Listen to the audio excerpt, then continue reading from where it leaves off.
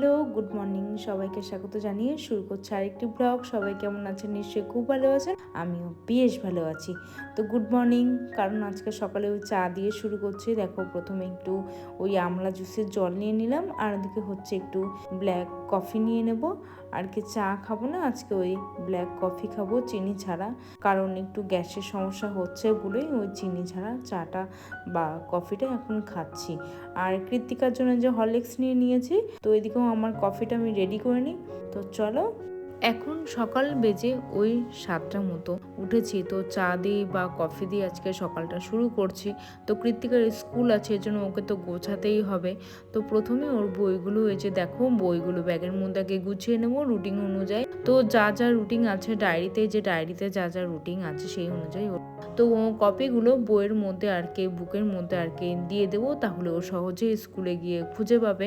আর না হলে কোন কপি কোন বুকের সাথে সেটাও খুঁজে পাবে না। তো সেই সহজের জন্যই, তাড়াতাড়ির জন্য ও যাতে তাড়াতাড়ি ব্যাগ থেকে বইটা বের করতে পারে, সেই জন্যই তাড়াতাড়ি করা। আর এইভাবে প্রসেসটা এইভাবে করে দিই আমি। আর এই দেখো, ওকে আমি এই যে স্কুলের ড্রেস পরিয়ে দিলাম, এখানে পরিয়ে দিয়ে ওকে তারপর যাবো ওকে গাড়িতে ছেড়ে দিতে।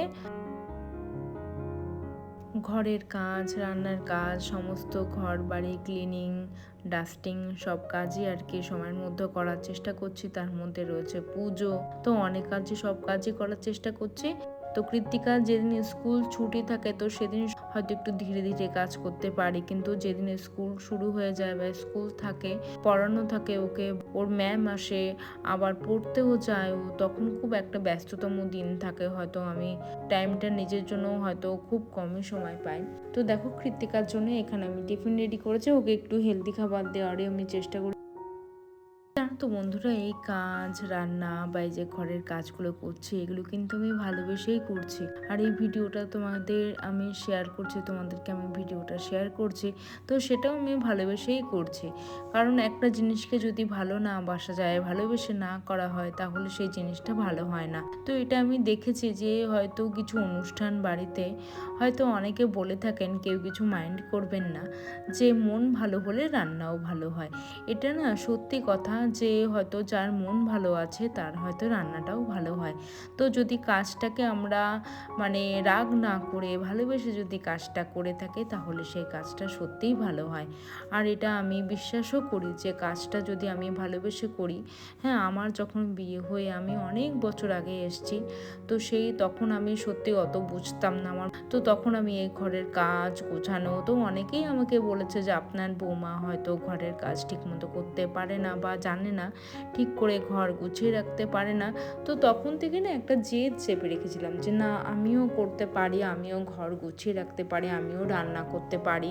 তো সেইটার মধ্যে দিয়েই আর কি আজকে আমি যতটুকুই করছি, খুব ভালো হয়তো না করতে পারি, কিন্তু যতটুকুই করছি হয়তো ততটুকুতেই আমি সন্তুষ্ট আছি যে না, আমি এইটুকু পারছি। তো এটাই হচ্ছে কথা। তো জিনিসটাকে যদি মানে কাজটাকে যদি ভালোবেসে কিছু করা যায়, তো সেই কাজটা সত্যিই ভালো হয়।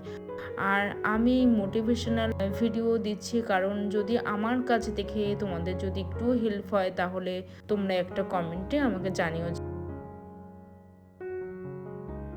তো এটাই বলার ছিল। দেখো, কিছু চুনো মাছ ছিল, তো পাশের রাস্তা দিয়ে আর কি এক কাকু যাচ্ছিলেন চুনো মাছ নিয়ে, তো সেখান থেকে একটু তাজা একটু ওই মৌরলা মাছ নিয়েছিলাম। মৌরলা মাছের একটু কাঁচা টমেটো, আলু দিয়ে আর একটু ওই ধনিয়া গুঁড়ো, জিরে গুঁড়ো আর একটু আদা কুচি দিয়ে আমি করেছিলাম। আর এদিকে হচ্ছে শীতের সময় তো ধনেপাতা, লাস্টে একটু ধনেপাতা দিয়ে দিয়েছি যাতে একটু টেস্টের জন্য। তো এদিকে দেখো, স্নান সেরে পুজো সেরে চলে এসেছে। হেয়ারটা খুবই ভিজে ছিল, তো সেটাকে আমি ড্রাই করে নিচ্ছি হেয়ারটাকে। আর না হলে বন্ধুরা, আমার প্রচণ্ডই মাথা যন্ত্রণা হয় যদি হেয়ারটা ভিজে থাকে, তাহলে খুবই আমার মাথা যন্ত্রণা করে। তো আজকে কি মনে হলো যে আজকে কৃত্তিকা তো স্কুল থেকে এখনো বাড়ি ফেরেনি, তো ওই একা একা খেতে বসে গিয়েছিলাম। ও আসবে ওই 4:30 বেজে, তো সেই জন্য আমি আজকে একা একা ঘরে খেতে বসেছিলাম। আজকে আর টেবিলে খাওয়া হয়নি, এখানে ঘরে চলে আসছিলাম, তো ঘরে ফোন দেখতে দেখতে আর কি খেয়ে নিয়েছিলাম। তো তারপরে দেখো, বিকেলে কৃত্তিকাকে একটু পড়াতে দেবো, তার আগেই ভাবলাম যে বেডটাকে একটু ক্লিন করে নিই। তো বেডটাকে একটু ক্লিন করে নিচ্ছি। আমি ওই ১ সপ্তাহ পর আর কি বেডশিট চেঞ্জ করে তারপরে কাচি, কারণ ওই বেডশিটের কালারটা অনেকটাই আর কি কেমন ফ্যাকাশে হয়ে যায়, সেই জন্য ১ সপ্তাহ পর আমি আর কি বেডশিটটা কাচার চেষ্টা করি। আর যাদের ডাস্ট অ্যালার্জি আছে তারা রেগুলার হয়তো ২ দিন পর বেডশিটটা চেঞ্জ করতেই পারো, কিন্তু আমি চেঞ্জ করি ওই ১ সপ্তাহ পর। আর একটু বেডটাকে রেগুলার একটু ক্লিন করে নিই। আর এদিকে হচ্ছে ভাবছিলাম যে একটা পর্দা চেঞ্জ করব, তা পর্দাটা এখন আর শীতের জন্য চেঞ্জ করা হচ্ছে না। তো চলো বেডশিটটাকে আগে পেতে নিই।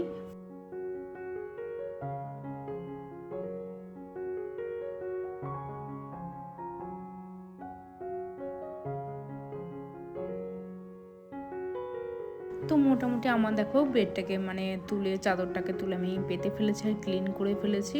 তো আর একটু ঝাড় দিয়ে নেবো ঘরটাকে, তো একদম ক্লিন হয়ে যাবে। তো তারপর আমি কৃতিকাকে পড়াতে দিয়ে আসবো ওই বিকেলবেলার টাইমে। আর এখন বাজে দুপুর ওই ৩টে মতো।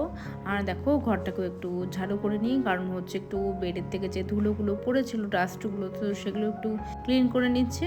আর দেখো এই যে আমি চাকদা মার্কেট থেকে আমি শাঁকড়ার দোকান থেকে একটা শঙ্খ শাঁখা কিনেছিলাম। তো সেই শাঁখাটা দেখো একদম মানে প্রায় ২০ দিন হয়নি, তো শাঁখাটা আমার বেড়ে গেছে। তো কি করব, তো ভাবলাম যে আর শাঁখা পরবো না, এত সুন্দর শাঁখা খুব শখের ছিল। তো ঘরে যে সোনার পলা বাঁধানো আছে, নোয়া বাঁধানো আছে, তো ওটাকেই আর চলো বের করে নিই। তো এই দেখো এখানে দিদি দিয়েছিল বিয়ের সময়, মা দিয়েছিল সোনার পলা, দিদিও সোনার পলা দিয়েছিল। আর এই যে নোয়া বাঁধানো আছে সেটাও আর কি আমার শাশুড়ি দিয়েছিলেন। একটা হাতে পলা বাঁধানো পরে নেবো আর একটা হাতে নোয়া পরবো। তো এত ভালোবেসে কিনেছিলাম না, সকলে বন্ধুরা বেড়ে গেল, খুব মানে খারাপ লাগছে আমার।